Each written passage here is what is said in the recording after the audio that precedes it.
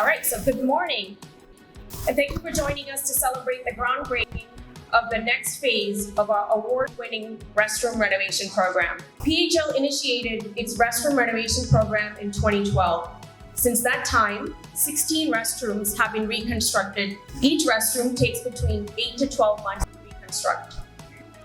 We are now in the next phase, which is the biggest phase since it totals 5 phases, phases 5 through 9.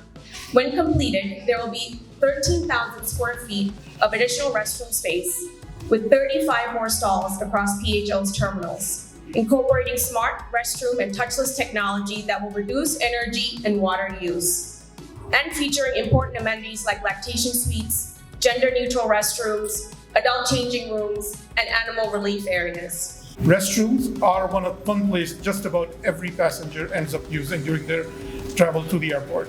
It is important that our restrooms can accommodate all of our passengers. Amenities like permanent lactation suites, adult assisted care restrooms, gender-neutral restrooms, and service animal relief areas are all necessary to make passengers comfortable during the time at Philadelphia International Airport.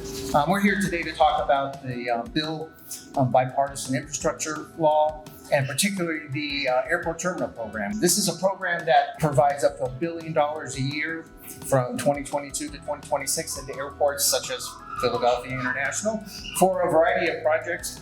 The ones that are most applicable here today are multiple, but just in general, we look at improving passenger experience. So obviously these restrooms are going to improve that experience, expanding capacity, improving safety, and most importantly here, I think today is increasing accessibility and then greater sustainability. So far, the city is poised to receive almost $1 billion in infrastructure funding based on the trend that we've established so far. That's going to be the next 5 years as this bill plays out. So hopefully we'll be at more events like this, celebrating wonderful projects like the Restroom Renovation program. I am so happy to be here today at Philadelphia International to celebrate the next phase of upgrading the passenger experience here. You know, I'm also proud to be here with our senators and Congressman Evans to celebrate this project and the benefits it's going to bring to our regional economy, obviously to the traveling public, to our regional workforce, and to the workers who will be working on this project. I'm proud to vote for the Infrastructure and Jobs Act. The key word in this is I want to emphasize the word jobs. This project will meet important needs for local residents and visitors. It will also create good jobs. I applaud all of my colleagues in the federal level, state level, and the city level, but also my community partners, because guess what?